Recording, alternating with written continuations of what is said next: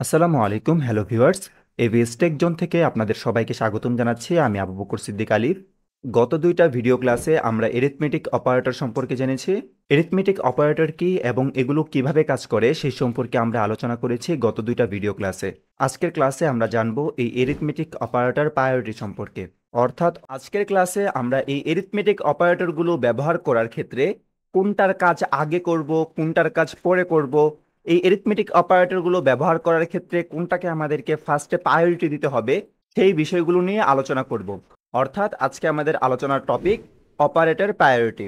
আমি প্রথমে আপনাদের কাছে ক্ষমা চেয়ে নিচ্ছি যে আমি যেই টাইমে ভিডিওটা মেক করতেছি আপনাদের জন্য সেই টাইমে বাইরে প্রচুর পরিমাণে বৃষ্টি হচ্ছে, তো আপনাদের কিছুটা নয়েজ আসতে পারে।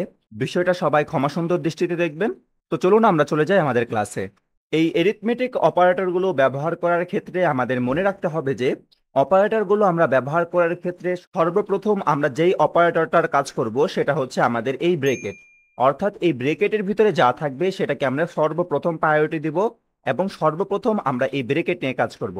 পরবর্তীতে এই ব্রেকেটের কাজ করা শেষ হলে আমরা সেকেন্ড প্রায়োরিটি দিব যে অপারেটরগুলোকে, সেগুলো হচ্ছে আমাদের ইনটু, আমাদের ডিভাইডার, আমাদের মডুলাস। অর্থাৎ প্রথমে আমরা ভাগের কাজটা করে ফেলবো, তারপর ইনটু অর্থাৎ গুণের কাজটা করে ফেলবো, তারপর মডুলাস বের করে ফেলবো। অর্থাৎ এই ভাগ, মডুলাস, ইনটু এই তিনটা হচ্ছে আমাদের সেকেন্ড প্রায়োরিটি। তারপর আমরা থার্ড প্রায়োরিটি দেব আমাদের প্লাস এবং মাইনাস চিহ্নকে। অর্থাৎ এই উপরের দুইটা কাজ করা শেষ হলে তারপর আমরা প্লাস এবং মাইনাসের কাজ করব। আশা করি বিষয়টা আপনারা বুঝতে পারতেছেন। আমি এক্সাম্পল দিলে বিষয়টা আপনাদের কাছে আরো ক্লিয়ার হয়ে যাবে। এবং এট দ্য লাস্ট আমরা কাজ করব আমাদের ইকুয়াল সাইন নিয়ে, অর্থাৎ আমাদের যে সমান সমান চিহ্ন সেই সমান সমান চিহ্ন নিয়ে। তো এই বিষয়গুলো আশা করি আপনারা সবাই জানেন। তারপরও আমি এই বিষয়গুলো আপনাদের কাছে উপস্থাপনা করার একটা রিজন আছে। রিজনটা হচ্ছে আমরা যখন প্রোগ্রাম করব তখন আমরা বিভিন্ন ধরনের ম্যাথমেটিক্যাল টার্ম নিয়ে কাজ করব। তখন আমরা এই ম্যাথমেটিক্যাল টার্মগুলো সমাধান করার ক্ষেত্রে মাথায় এই কনসেপ্টটা ক্লিয়ার লাগবে অবশ্যই যে আমরা যে প্রোগ্রামটা তৈরি করতেছি সেই প্রোগ্রামের ভিতরে কোন অংশের কাজটা আমাদের প্রোগ্রাম আগে করবে। সেই বিষয়টা যদি আমাদের মাথায় থাকে তাহলে আমরা আমাদের প্রোগ্রামটাকে গুছিয়ে নিয়ে আসতে পারবো। তো চলুন আমি আর কথা না বাড়াই, আপনারা যদি এই বিষয়টা বুঝে থাকেন তাহলে চলুন আমরা একটা এক্সাম্পল প্র্যাকটিস করি। এক্সাম্পল প্র্যাকটিস করার ক্ষেত্রে আমি আপনাদের বোঝার সুবিধার্থে আমাদের যেই অপারেটর প্রায়োরিটি চার্টটা আছে সেটা আমি এখানে রেখে দিচ্ছি। এখন আমরা এই প্রায়োরিটি চার্ট ফলো করে আমাদের একটা ম্যাথ প্রবলেম সলভ করব। এক্সাম্পল স্বরূপ আমি একটা ম্যাথ প্রবলেম এখানে নিচ্ছি। 10/5 + 6 × 12 - 15 + 2 মডুলাস 4। এখন এই ম্যাথ প্রবলেমটা সলভ করার ক্ষেত্রে আমাদের ফার্স্ট প্রায়োরিটি কি হবে? আমাদের ফার্স্ট প্রায়োরিটি হবে এই ব্রেকেট নিয়ে কাজ করা। অর্থাৎ আমাদের এই ব্রেকেটের ভিতরে যে অংশটা আছে সেই অংশটার আমরা প্রথমে কাজ করব।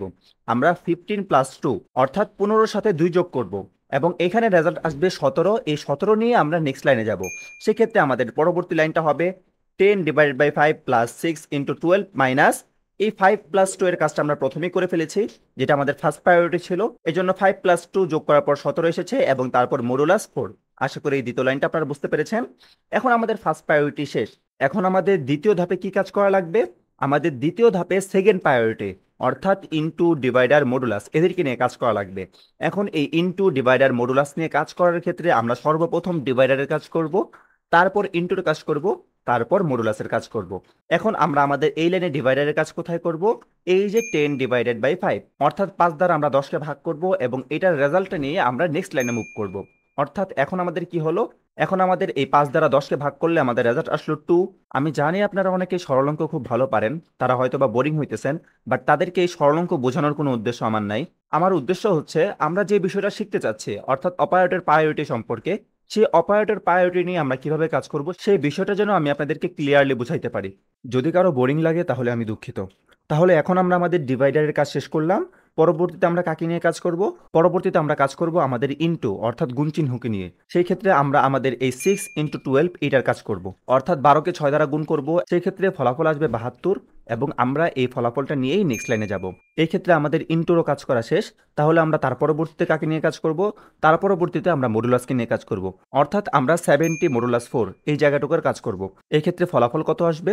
17কে 4 দ্বারা ভাগ করলে ভাগফল আসবে 4 এবং ভাগশেষ আসবে 1। যেহেতু আমাদের মডুলাস শুধুমাত্র ভাগশেষটাকে নেয়, তাহলে 70 মডুলাস 4 অর্থাৎ 4 দ্বারা 17কে মডুলাস করলে ফলাফল আসবে 1। যেহেতু আমাদের মডুলাস শুধুমাত্র ভাগশেষটাকে নেয়, তাহলে আমাদের নেক্সট স্টেপ কি হবে? 2 + 72 - 1 কারণ 17কে 4 দ্বারা মডুলাস করলে ভাগশেষ 1 ছিল এবং সেই 1টাই এতটুকের ফলাফল এসেছে। এখন তাহলে আমরা আমাদের এই 2 নাম্বার ধাপও কমপ্লিট করলাম। এখন তাহলে আমরা পরবর্তীতে কাকে নিয়ে কাজ করব? আমাদের থার্ড প্রায়োরিটি হচ্ছে প্লাস এবং মাইনাস চিহ্ন। অর্থাৎ আমরা প্রথমে প্লাসকে নিয়ে কাজ করব এবং তারপর মাইনাসকে নিয়ে কাজ করব। এই ক্ষেত্রে আমরা 2 + 72 অর্থাৎ 2 এর সাথে 72 যোগ করব এবং ফলাফল আসবে 74, সেটা নিয়ে আমরা নেক্সট লাইনে যাব। এবং ফাইনালি আমরা আমাদের মাইনাসের কাজ করব, অর্থাৎ 74 থেকে 1 বিয়োগ দিব এবং এট লাস্ট আমাদের 73 আসবে এবং এটাই হচ্ছে আমাদের অ্যান্সার। এখন আমরা এখানে যে ম্যাথ প্রবলেমটা সলভ করলাম, সেই সলভ করাটা আপনারা হয়তোবা সবাই পারতেন, কিন্তু আমি আপনাদেরকে দেখাতে চেয়েছি কিভাবে আমরা অপারেটর প্রায়োরিটি মেথডটা ব্যবহার করে একটা ম্যাথমেটিক্যাল টার্ম সমাধান করব। এক্ষেত্রে প্রত্যেকটা স্টেপ কিভাবে সমাধান করা হয়েছে সেই বিষয়টাই আমি আপনাদের কাছে তুলে ধরার চেষ্টা করেছি। আর আপনাদের জানার জন্য একটা কথা বলে রাখি, আপনারা চাইলে আমাদের ফেসবুক গ্রুপ থেকে এই স্লাইডগুলোর পিএনজি ফরম্যাট ডাউনলোড করে নিতে পারেন। তো আজকের ভিডিওটা এই পর্যন্তই ছিল।